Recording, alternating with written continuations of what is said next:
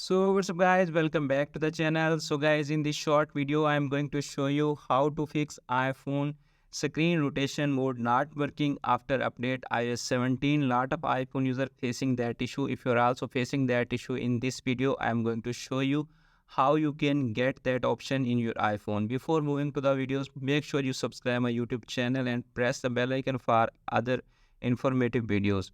Let's start video. Firstly, and basic method is check the control center. You can see a person screen. Here are showing portrait or rotation lock. Make sure it's turned off. If it's turned on, your screen rotation not working on iPhone. You can see a person screen right now. It's turned on. Just turn it off and then check the screen rotation. It will working 100%. If that method not working for you, then move to the next solution. The next solution is open iPhone settings.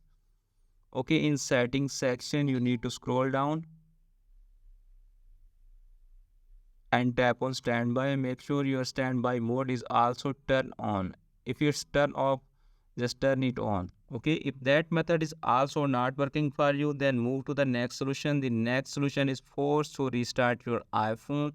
It's dependent on you that which model you are using. Just force to restart your iPhone, it will fix 100%. Okay, if that method is also not working for you, then move to the next solution. The next solution is open iPhone setting and check software update. To check software update, tap on general, tap on software update. Make sure you don't have any pending iOS update in your iPhone. If you have pending iOS update in your iPhone, just update your iPhone to the latest iOS. It will fix 100%. Okay. If that method is also not working for you, then move to the last one. The last one is open iPhone setting again. Tap on general, scroll down, tap on transfer or reset, tap on reset and reset all setting and done the all setting. Okay.